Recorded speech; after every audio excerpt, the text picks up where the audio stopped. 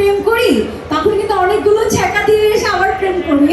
প্রত্যেকটা মেয়ের জীবনে অনেক পাগল আসে, আবার প্যারা খেয়ে চলে যায়, আবার নতুন পাগল আসে, এইভাবেই করেই কিন্তু লাইফস্টাইল হতে থাকে। এই গানের প্রত্যেকটা শব্দ আমাদের প্রত্যেকটা মানুষের লাইফস্টাইলের সাথে যায়।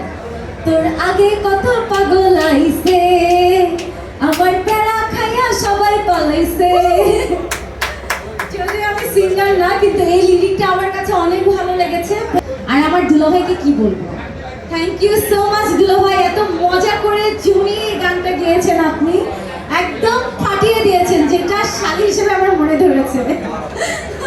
আমি তো যখন ওনার সাথে ডান্স করছিলাম, মানে উনি যেভাবে প্রত্যেকটা স্টেপ দিচ্ছিল আমার সাথে নাচের, একটিবারের জন্য আমার মনে হয়নি যে ভাইয়া সিঙ্গার।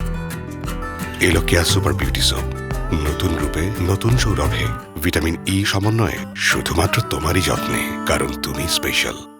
আমি বললাম ভাইয়া আমাদের এখনকার নায়করাও এত সুন্দর নাচতে পারে না, যে আপনি যে সুন্দর করে ডান্স করেছেন, সত্যি কথা যে হিরোরাও এত সুন্দর করে নাচতে পারে না।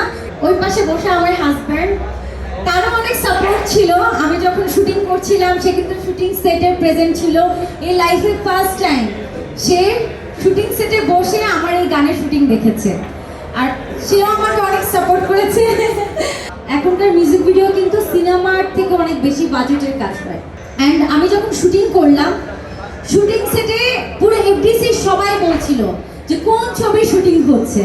এরপর যখন তারা শুনলো যে না এটা মিউজিক ভিডিও শুটিং হচ্ছে, তখন তারা বলছিল যে এত বড় সেট ফেলে এফডিসিতে এইভাবে মিউজিক ভিডিও শুটিং হয়। যখন আমি এই গানটা দেখলাম, আমার একটিবারের জন্য মনে হয়নি যে এটা মিউজিক ভিডিও, পুরোটা মনে হচ্ছিল যে আমি একটা সিনেমা দেখছি বা সিনেমার শুটিং দেখছি।